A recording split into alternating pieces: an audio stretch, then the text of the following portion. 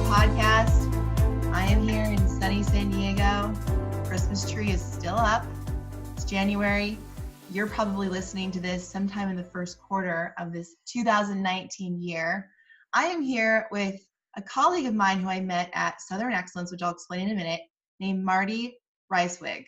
Marty, welcome to the Money Normal podcast. Hi, thank you. It's good to be here and with you again. Yeah, so I got a chance.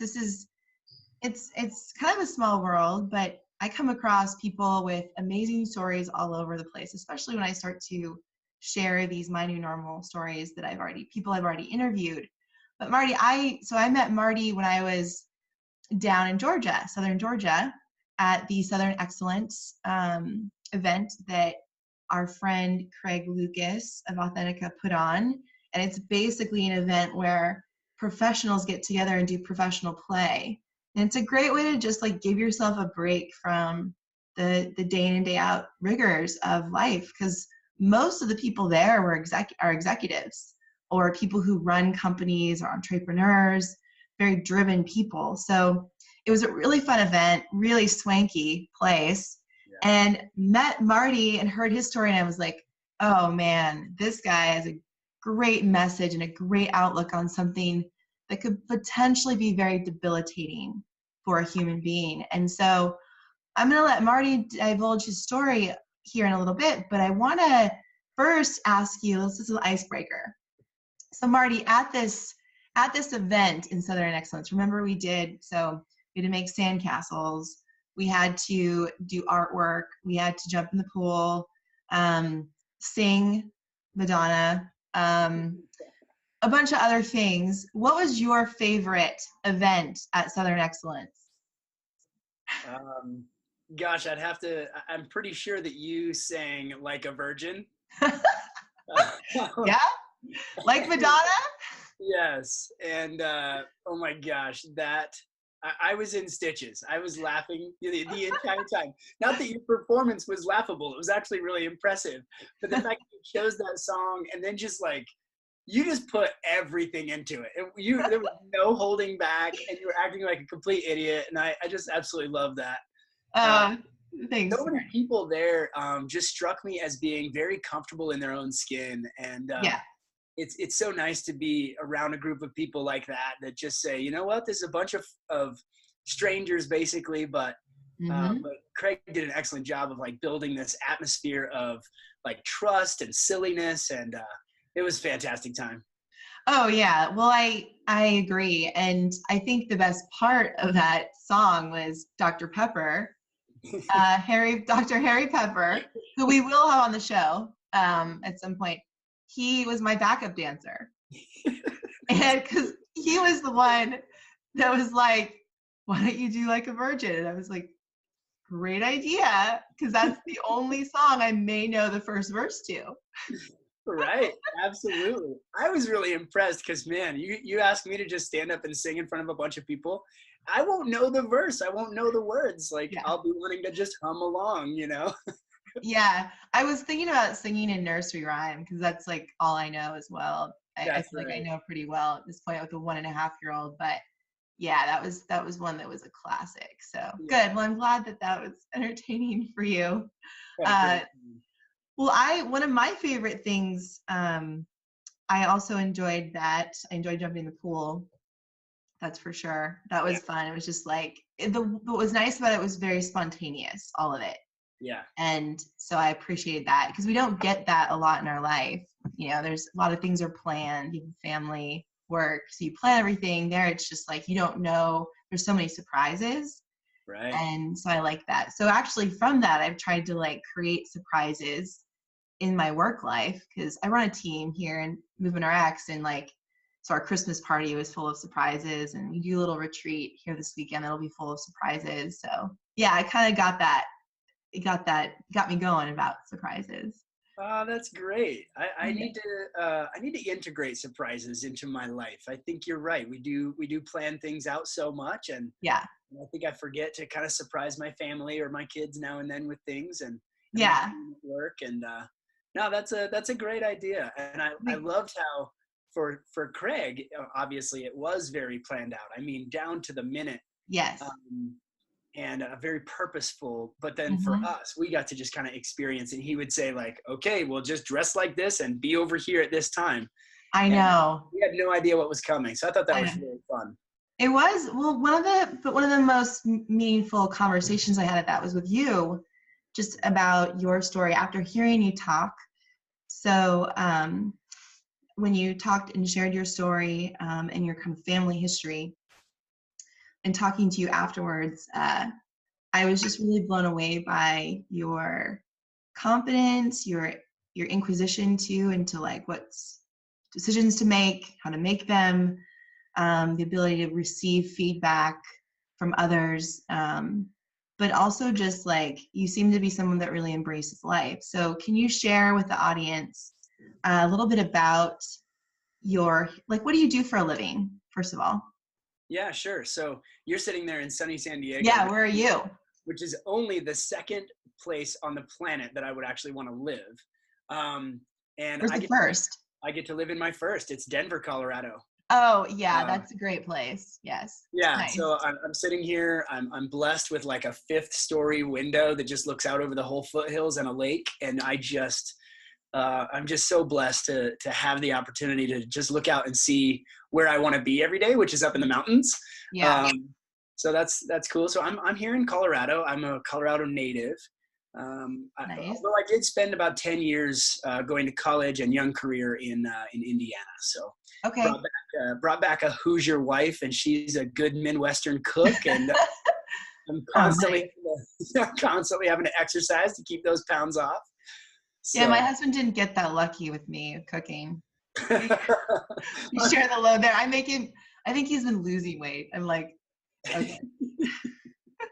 well, I'm sure there's plenty of other ways you can make him happy. Yes, there are. Yeah. So you're also a real estate agent? Yes, you run your own real estate company? I am. I have a little real estate team. We do primarily just residential real estate and Okay. usually people's primary residences. I do a few investment properties now and then, but primarily I love helping people make really big, scary decisions and help them walk through it and make sure they feel comfortable and confident Yeah. in what they're purchasing, because it's a huge amount of debt. It's a big Never, yeah. investment, and it's also a really big emotional investment. People don't just want granite countertops and stainless steel appliances. They want a place where they can feel comfortable with whatever the lifestyle and budget they have, rather than me trying to squeeze them into something that's not a good fit for them. So that's why I named my team Good Fit Homes. I Nice. want I want it to be a good fit for you, for your budget and your lifestyle and your family, and Nice. things like that. So it's funny because the name of that actually came up by simply people walking into homes, home after home after home. And then finally you walk into the one that just, in the first like 3 or 4 minutes, you just walk in and go, yes, this one is such a good fit for me. Yeah, And so that's how that name came about, and take I a lot like of it. pride in that. That's awesome. Well, anyone listening from Denver should look you up if they're looking to buy a home, or in the surrounding area. Do you also work with people in Boulder, or is it just Denver? Yeah, anybody who wants to move into Colorado, let me know and I'll find you a good real Okay. estate agent that knows your area, right? But if you're in the Denver metro, I sell all over the place. It's been like 8 years and almost 300 transactions now. So Good for you. anywhere in the Denver metro area, we can usually figure it out. Okay. Good to know. So being in Denver, we're both in pretty solid spots here. Will you go into a little bit of your family history and what you shared at Southern Excellence, and kind of what the decision you're up against? Yeah, I think that'd be very meaningful for the listeners. absolutely. Yeah. Thanks again for letting me share this. So my personal story is that I grew up here in Colorado, kind of far from my dad's side of the family. Mm-hmm. Just was hanging out, being with my mom's side of the family for all of our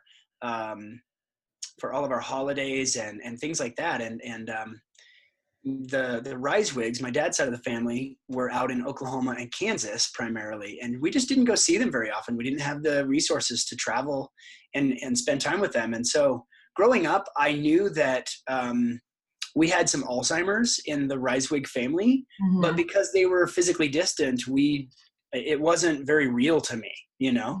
And it was also like, oh, this is an old person's disease. I'm sure that I don't need to worry about it. So growing up, it was really a distant and vague threat.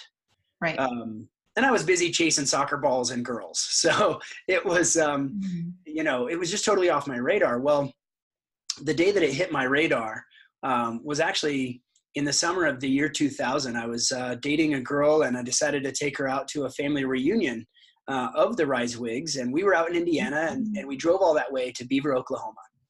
And we rolled up into the major thriving metropolis that is Beaver, Oklahoma, and went to the one pizza shop they've got. And we were all greeting one another and giving hugs and, you know, kind of reacquainting ourselves.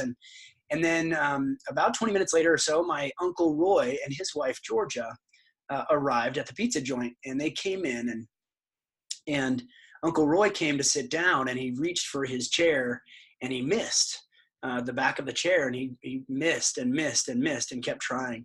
And finally he was able to grab it, pull it out, and tried to sit down and nearly fell. And I was really confused, but I looked around the table and saw shock and sadness and fear. And what I realized at that point was, oh my gosh, Uncle Roy is experiencing early symptoms of Alzheimer's. How old was your Uncle Roy? Yeah, he was only 47. He was 47 when you saw him? Okay. When that happened, yeah.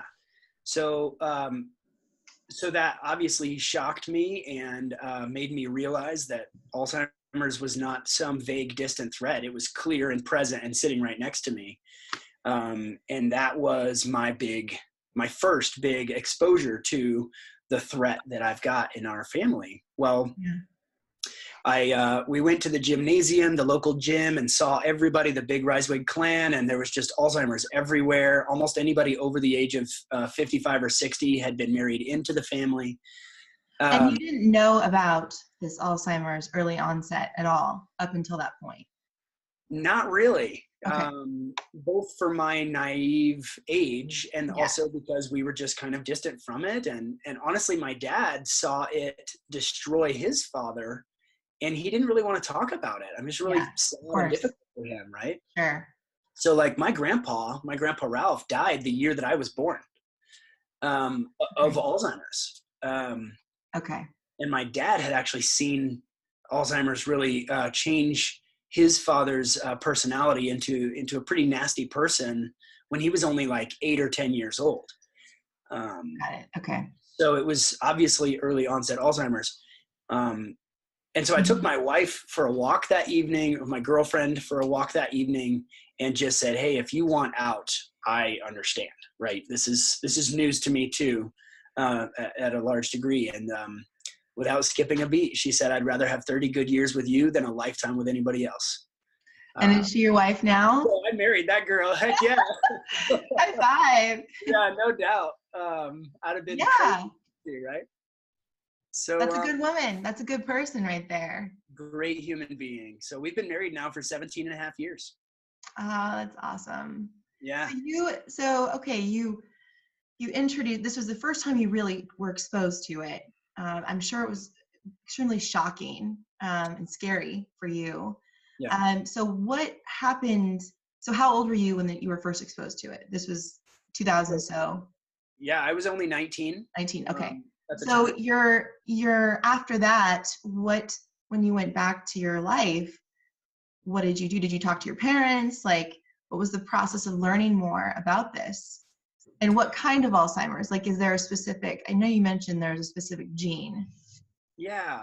So I did start talking to my parents a little bit more about it, but again, there was no treatment, no cure, and not even any good research going on at the time that we could be a part of. And so I had felt a ministerial calling on my life to be a youth pastor. So after that reunion, I just went back to college and fell more and more in love with Jacqueline and got my degree and became a youth pastor. Like I just followed a normal, you go to college and you get a job, Yeah, right. And also, even in your early 20s, I think there's this sense of invincibility and that getting old is just like never going to happen to you, Yep. Oh, and so yeah. I just had that sort of natural like invincibility about me. Immortal. Exactly. What really happened was about 10 years later, my dad's first cousin, Gary Reiswig, who is a genetic escapee, he doesn't have the genetic mutation. He published a book chronicling and interweaving our story with Alzheimer's, our rich, ugly past with Alzheimer's, along with the scientific understanding of Alzheimer's and how we were helping them learn more about the disease itself. Mm-hmm. And at the back of that book, I realized, when I finished reading that book, I realized this is very unique. We do have a gene mutation that has been studied and has been identified, and I got to do something to help. I mean, if I have this, or if my dad has this, we should be involved in research and find out what's going on. And so my brother and my dad and I all enrolled in what's called the DIAN study. It's a dominantly inherited Alzheimer's network. It's grown from one location in St. Louis to over 30 locations around the globe, studying about 900 of us. Wow. Okay. So, and there's probably a lot more that aren't being studied. Maybe Correct, don't have it. Okay. So you enrolled in this study, and then what? Like, how is the conversations going with your family, like your brother and your dad, and like, how is your dad? Yeah. So obviously that was 9 years ago, and my dad was already, my dad was already showing symptoms.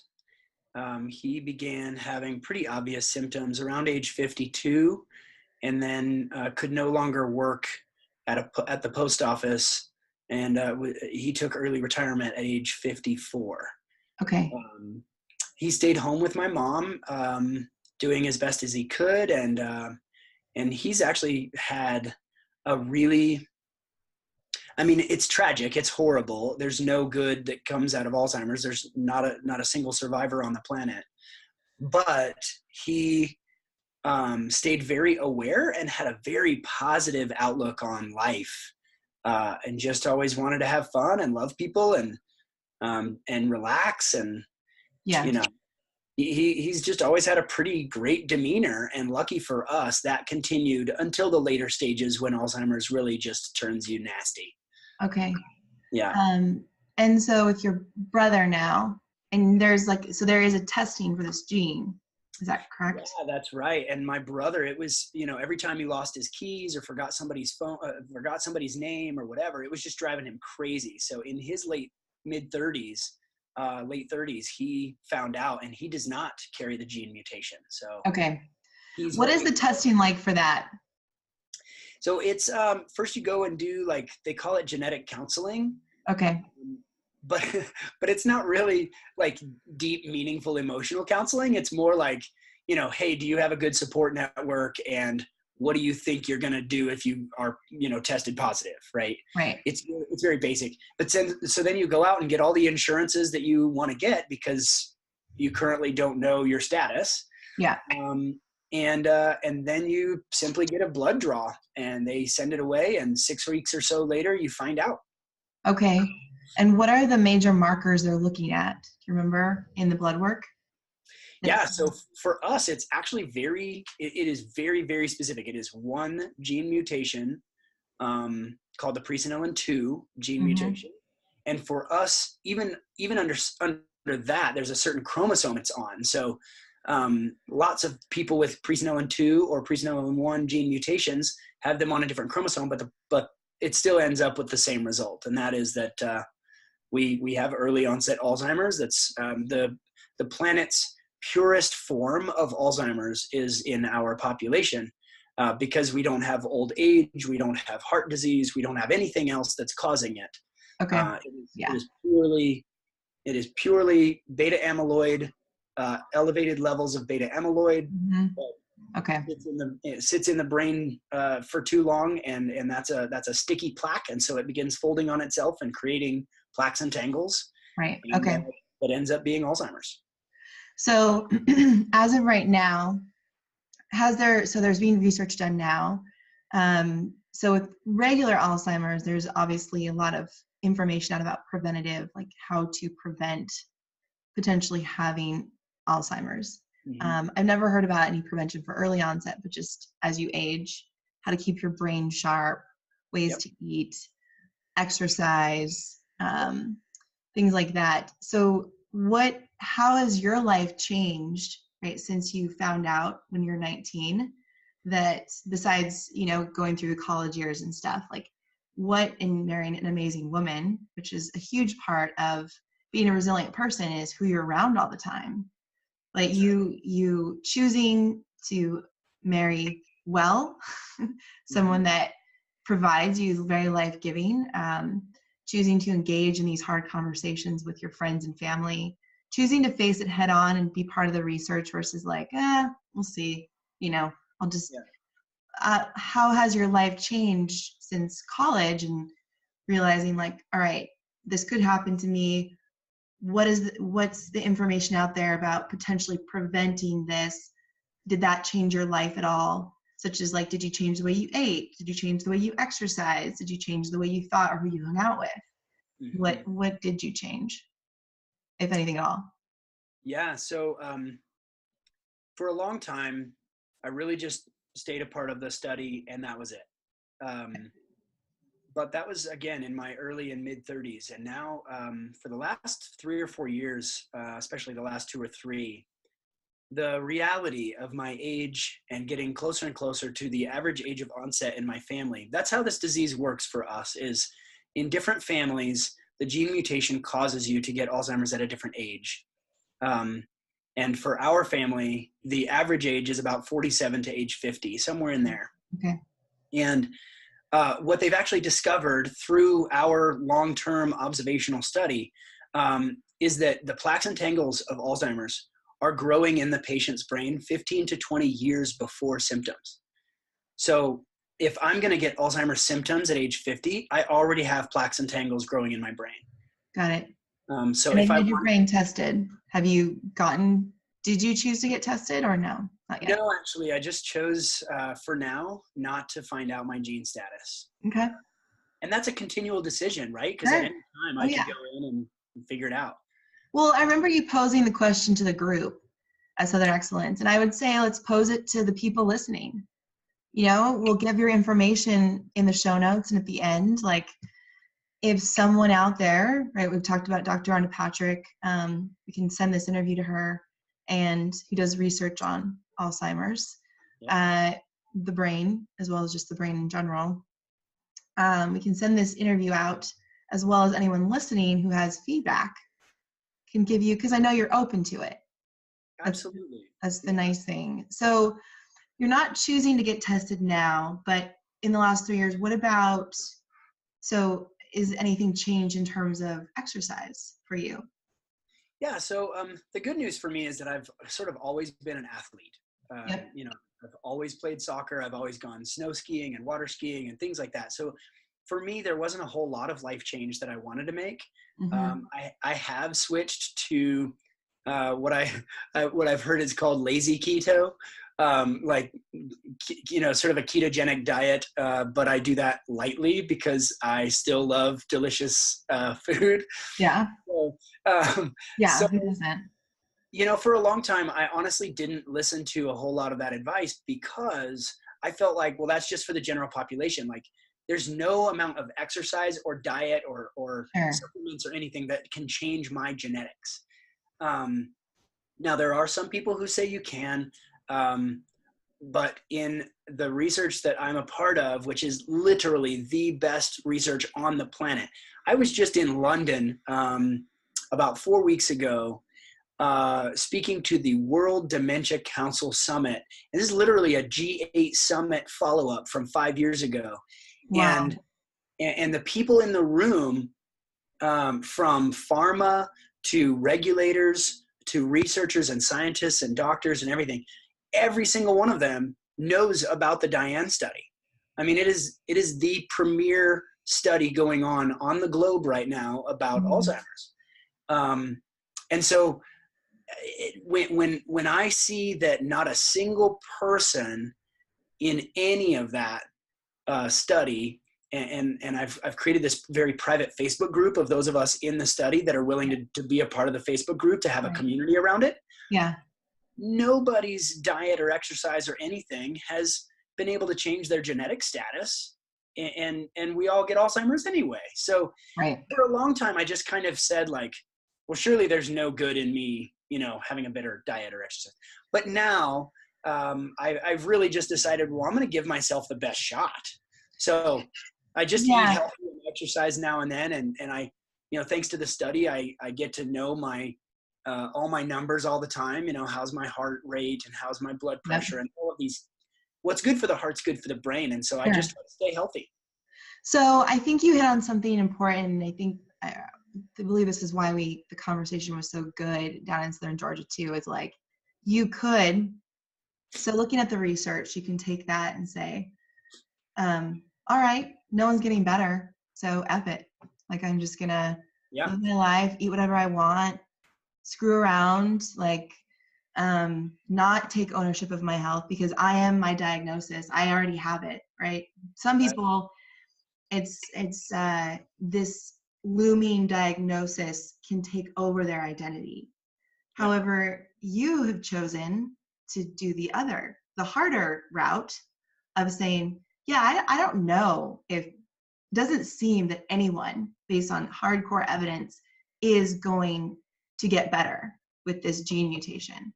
However, my quality of life will get better if I choose to take ownership of my health and not be the diagnosis, or not let this looming thing that could potentially happen take over my identity and ruin my relationships and ruin my body. Because you're not just, that's not the only part of you. There's so much more. So like, you're a father, you're a husband, you're a business owner. You still need to take care of your heart. You still need to take care of your body, still need to take care of your mind. And the fact that you've chosen to do that, take the kind of the harder route of taking ownership of this and just realizing, all right, I'm going to live the best life I can right now, says a lot about you. Because it is really easy to get caught up in the medical culture of, there's no hope. And then your life, if you have 10 years to live, the last 10 years of your life are not going to be that great. Rather, saying, how can I make the next 10 years, God willing, the best 10 years of my life? Well, being overweight and eating like crap and hanging out with the wrong group is not going to help that. So I very much admire you for doing that. We talk a lot on this podcast about diagnosis too, and just what that means. And most people I've talked to, like, the outside world can look in. A lot of the outside world will look in and say, oh my gosh, a spinal cord injury or Alzheimer's or stenosis. Like, I feel so bad for you. But that's not, the people that I'm interviewing, it's like, don't feel bad for me. There's nothing wrong with me. Like, why do you think there's something wrong with me? What's wrong with you for seeing that? So, I mean, in terms of advice to people looking in on your condition, like, how do you want people to treat you? Like, how do you want them to think about this with you? Like, knowing that people are going to say, oh, I'm so sorry for you. Like, how would you want people to act around you? Because that's like, I've asked people who have missing limbs, like, people that don't have missing limbs will stare and not say hello, or go up and not even introduce themselves, but like, what's wrong with you? And that's not a conversation starter. But how would you want people to relate to you or talk to you, knowing that this is potentially something that could, in 10 years, you might not be here, or you might end up getting Alzheimer's? Like, what would your advice be to people? Yeah, I mean, I want just people to treat me normally, like everyone else. and not feel sorry for me. You know, I like to say that this potential genetic mutation of Alzheimer's has actually made me a better person. How so? Well, I hate to make it sort of cliche, but you remember that old song that's like, live like you were dying, right? I got this diagnosis of cancer from the doctor, and I went out and I rode a bull, and I went skydiving, and I loved deeper, and I gave forgiveness where it was needed, and those kinds of things. But that song resonates because it's true. There's a fantastic quote by Confucius that says, "We all have two lives. The second begins when you realize you only have one." That's a good one. It's fantastic. And honestly, people who either have received a diagnosis or have gone through a life-altering or a life-threatening situation, or even those people who have lost a loved one that's close to them before their time, seem to understand this clarity and passion and joy that I have about life, because of this really deep, true embracing that I am going to die someday. Like whether it's in 10 years, 10 minutes, or 100 years, we will all come to an end. It's everyone who's alive is terminal. And there's something really freeing that I think is a problem with our country and our culture, that we don't just embrace and accept that we don't know the number of days we've got, but we do know that they're numbered. So if we know that they're numbered, why not embrace that? And why not say, okay, with whatever the days I've got, I want to accomplish these things, or I want to go these places, or I want to, love these people, or have them love me. And I want to have a dynamic, whatever it is that you want, gaining a lot of clarity about why you want those things. So do you feel that your situation has helped you do that? Exactly. It makes me face my own mortality on an almost daily basis. So that's a really, like I said, there's one other individual I talked to about mortality, and she's like stage 4 breast cancer. And it was a really, really wonderful conversation. And I'll put a link to that show because it'll be released by the time this comes out. But in terms of death and thinking about it, like what is, I'm sure there's some sadness that comes up. There's maybe some anger, and there's maybe inspiration of, okay, make this life right now, this day, this moment, the best possible. But can you share a little bit more in depth on just your thinking about your own mortality and the good, bad, and ugly of it, right? Because, well, we can sit here and say, I'm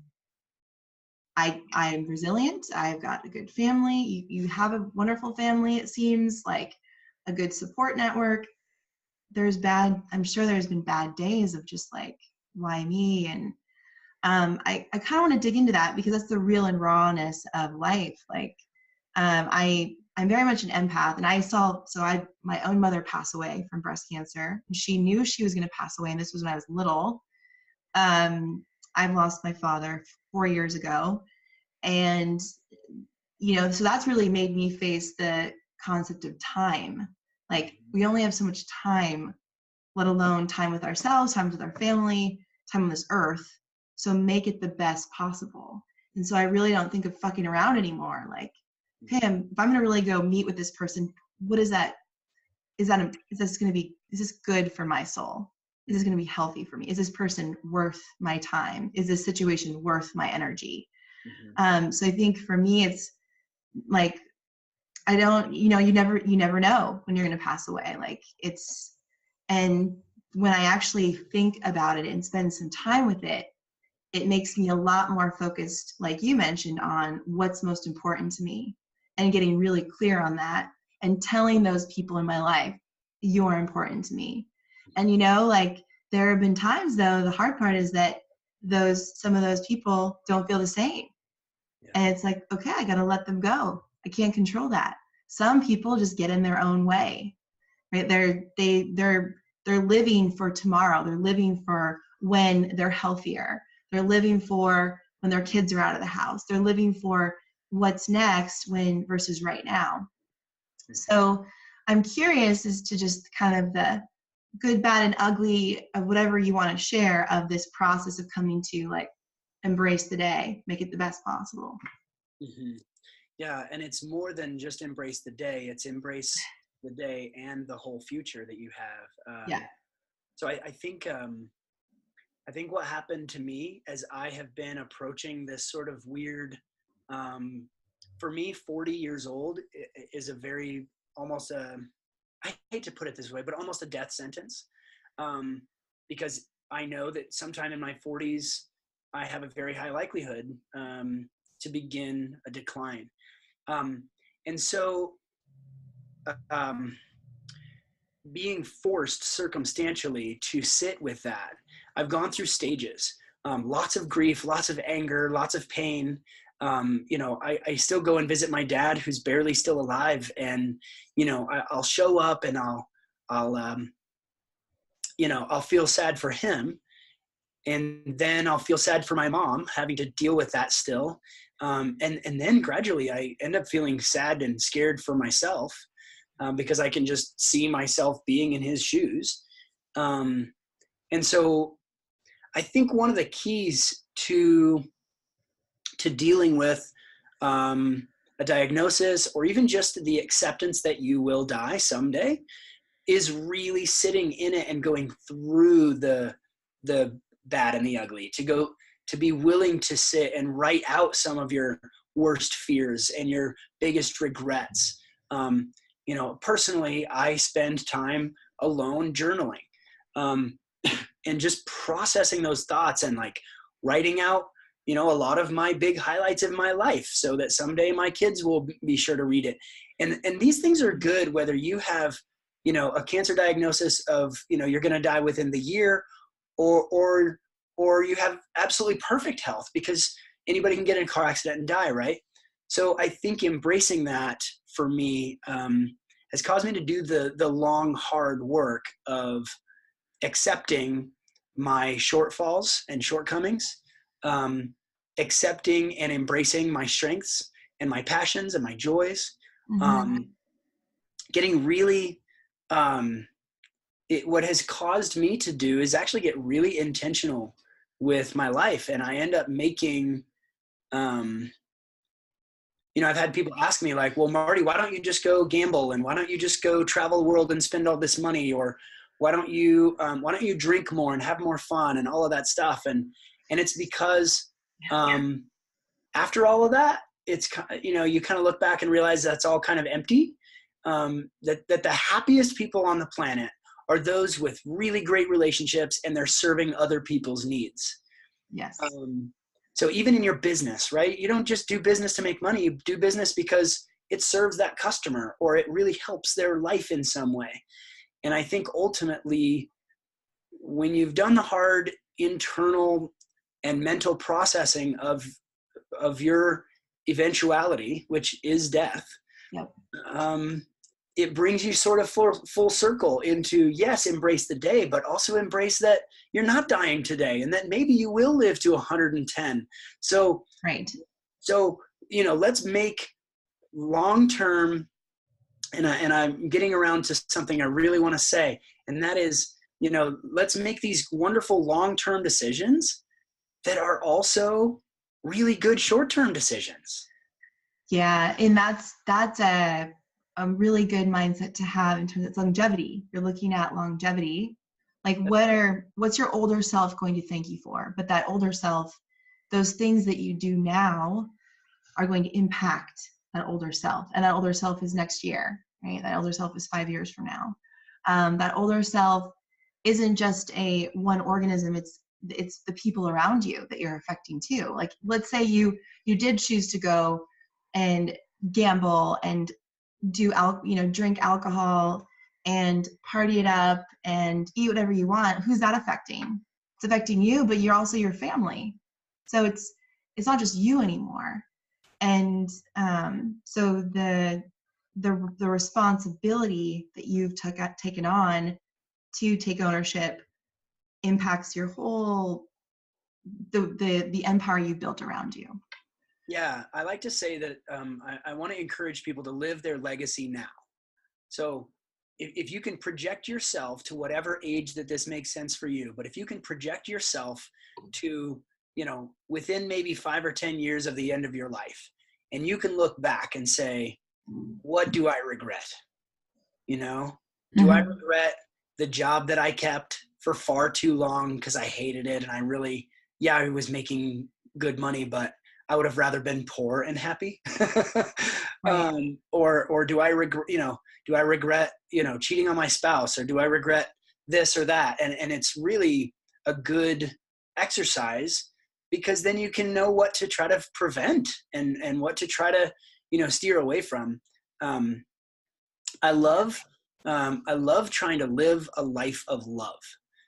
Living a life of love it sounds, I don't know, overly emotional or whatever. And for me, one of the greatest definitions of love that I've heard of is always acting in the other person's long-term best interest. Right? So if we're having a relationship and we're hanging out and being friends, I care about what's best for you long-term. That's loving. That's helpful. And in the same way, we ought to love ourselves. What's in the long-term best interest for ourselves? And it's usually not abusing our bodies now. It's not usually abusing our time now so that we can someday retire and spend our lives on golf and beaches. I believe in taking a lot of vacations now, right? Because we're young and healthy and can go scuba diving and whatever, right? So maybe splitting up some of the extra income, some for savings for retirement. I actually truly don't believe in retirement. I think it's death by golf. But having a really meaningful long-term vision of your life that will pull you through those times when you want to make stupid short-term decisions, and you can say, no, I'm living for something really important to me, whether it's bringing clean water to Africa or it's just being the best doggone grandpa I could ever be. Having a long-term vision and purpose for your life that might morph and change over the years, but having one really helps to make clearer decisions for today. Right. I 100% agree. And I found that the thing that helps people start to make those decisions is when you start bringing up these hard conversations of, you've got one life. Like, what's it going to take for you to make a change? Like, why not? I remember at the Southern Excellence, we had Rick Simmons from the TELUS Institute. He had to go through this major thing to make a change. But he's trying to help business owners not have to go through these major things. Leaders, he's trying to help leaders make changes right now because it's just important for their longevity and overall, and so I always ask people, what is it going to take? And by me asking the hard questions of, well, consider this, you never know how long you're going to live. Also, what do you want your life to look like? And if you're not living that day to day, making smart choices, the best choices available to you is what I like to put it. The best choices with the resources you have, then why have any goals, right? So, but it's it's being disciplined. So I like to, especially in the work I do, I have to get down to the cellular level of what it takes for people to change, right? You've been living before you even knew about this potential diagnosis with your family, seeing your family, but then your potential diagnosis, you already were living a resilient life. Good people, sports, pretty much a positive attitude, minus being a teenager, and then, and you continued that way, that carried you through. And so now, people need to think about those things, who are they hanging out with? What kind of work are they doing? How are they taking care of their bodies? And And literally, because it's not just going to happen on its own. Like there's got to be some like steadfast, all right, I'm taking full ownership, which means if I want to be healthy in my body, then I need to move more every day. I need some intensity. I need to do some self-care because my back always hurts. And it's that action today of going to that, strength and conditioning class or yoga class, or man, my relationship with my wife could be better. My husband, choosing to do counseling right now because it's important to make that relationship the best possible because you never know. But it's the action of just doing it, do something versus like, I get this a lot with loved ones, friends, maybe who aren't in this like circle of people that I get to talk to all the time. And it's like, I'll just next year, I got it. My goal is to lose 30 pounds and I've got thyroid issues and blah, blah, blah, so many excuses. And then they last a week, like going towards their goals. Cause there's no like more searching that goes into it, right? It's not just a quick fix for people that have to drastically change their life. It's a process. And I think the big thing is, while you've taken physical action of taking care of yourself and, surrounding yourself with good people and learning as much as possible, becoming a master of your condition, like that is what I would, that is a huge thing for you too. You haven't just sat back and waited, like you sought out the best. Is that I would challenge people to do the same in their life, become a master of their own self. What do they need to work on and find the people and the ways? And if they can't find it somewhere, they go to another place because the resources are out there. Yeah. And there is this concept of this biopsychosocial model that we live in where people feel pain, they wait, they go to their doctor, get a diagnosis, and then what do? They sit and wait until it feels better. And then there's this whole cycle. And the system doesn't really inspire us to go out and take ownership because it's like, oh, you need medicine. Oh, you need to see this specialist. So people in between these visits aren't doing anything. They're just waiting. And it's like, well, what if people started to move more and started to just eat better and look at their relationships? That's all easy stuff to integrate into your life. And then looking at that person like a year or 2 years down the road, they might still have to see the doctor, but they're a healthier person. They're probably a little bit happier, probably a little bit better relationships. So I think that your story is like super impactful and hopefully puts a stone in people's shoe. I like to put it that way, a stone in your shoe to make a change right now. Absolutely. And I think there's a few things I wanted to make sure to share. And that is that this journey has caused me to ask 3 questions and write 1 sentence. The 3 questions that have gradually just plagued me are, who matters? Who matters? Is it my friends and family? Really? Do I really care about them? Do I care about what they think of me? Who matters? What matters to me? So, how much money is enough? Or how much travel is enough? What really matters to me? What problem in the world do I want to solve? What, if there was a mission I could have that is literally impossible to solve, what would that be? What really matters? So who matters, what matters, and why does that matter? And I think that's the last one is the most difficult because you just want to be like, well, because I care about that. But no, if you ask that really deeply and ask it several layers, like, okay, well, that's important to me because of this. Well, why is this important to me? And why is that important to me? Right? So if you just ask that in layered ways and have that conversation with people who really know you well, so they can call you on BS, you'll end up going through answering it like Mother Teresa and eventually coming around to like, that's not really me, Yeah. What I really care about is this. Okay, well, then care about it. Care deeply about it. Right. So those 3 questions have really led me to write 1 sentence, and I call it my life sentence.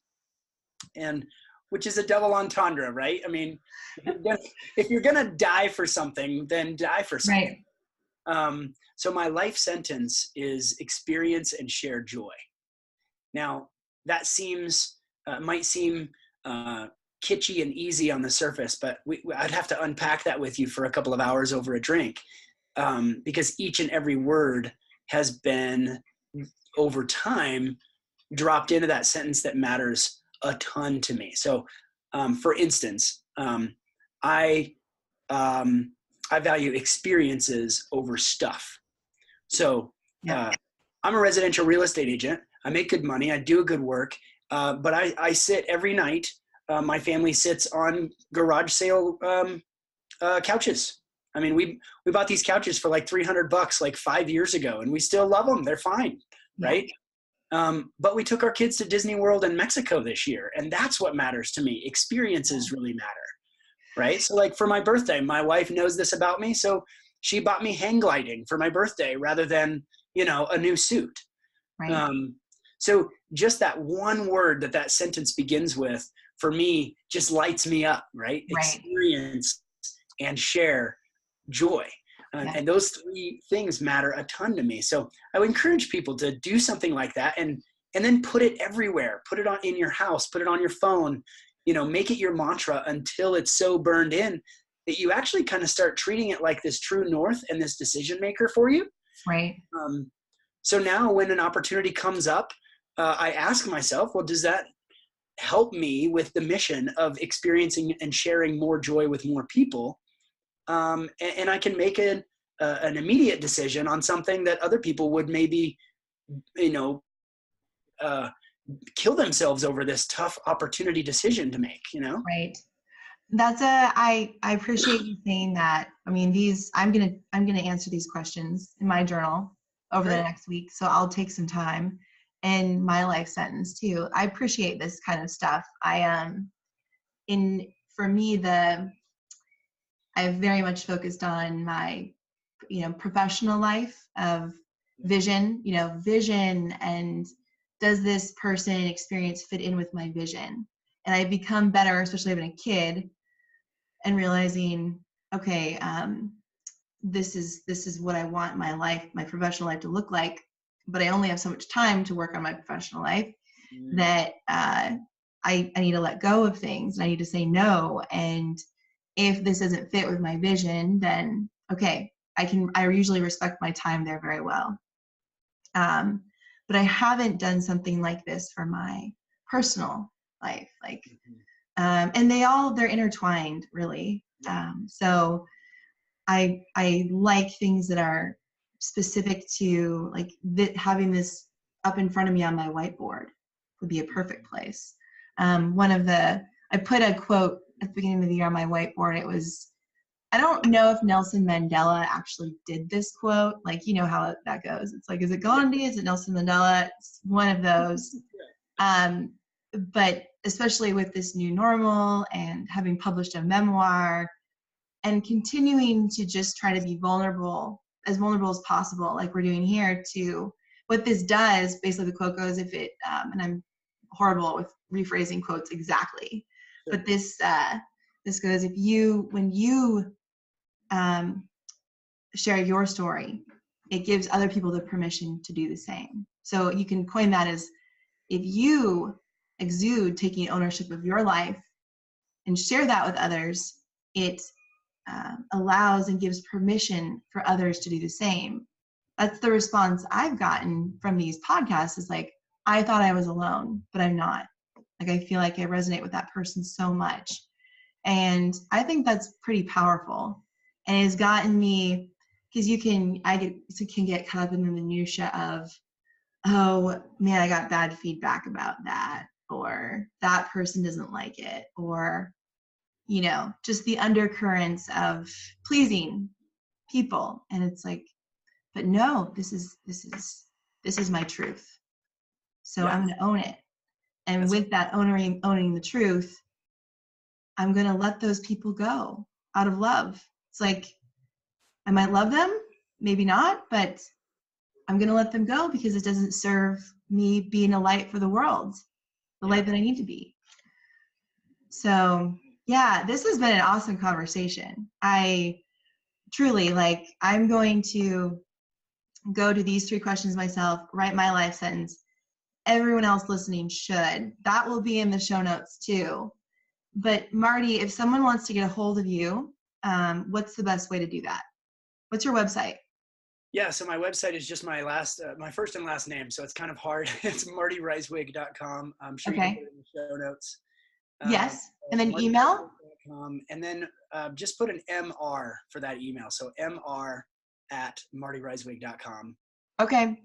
And then are you on social media at all? I am on Facebook, and I'm a little bit on Instagram. Okay. I've got 2 kids and a beautiful wife and a I baby know. son, so I'm not on social media that much. So good for you. That's good. Yep. I just this year, well, it's been a work in progress because my husband and I run our business. So we do have marketing help, but there is, I realize that it only detracts from my focus. Mm-hmm. And it's a very unhealthy place to hang out.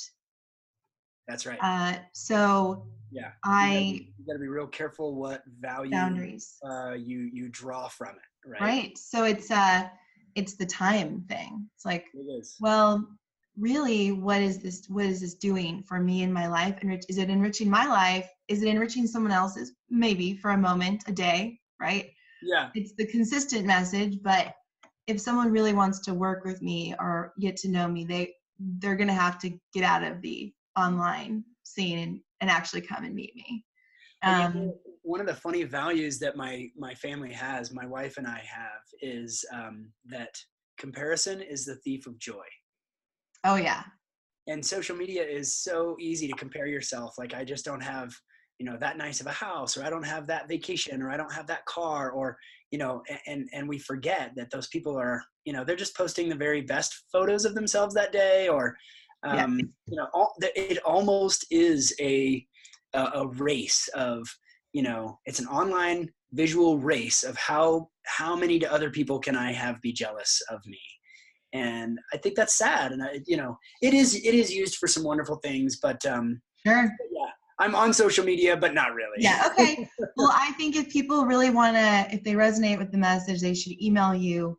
Definitely. Go to your website, connect with you there, and let's stay in touch. I'll share with you some of the answers to these questions, if you don't mind. It'd be good too. And thank you so much for your time, Marty. I appreciate it. Thank you for having me. It's been a pleasure. All right.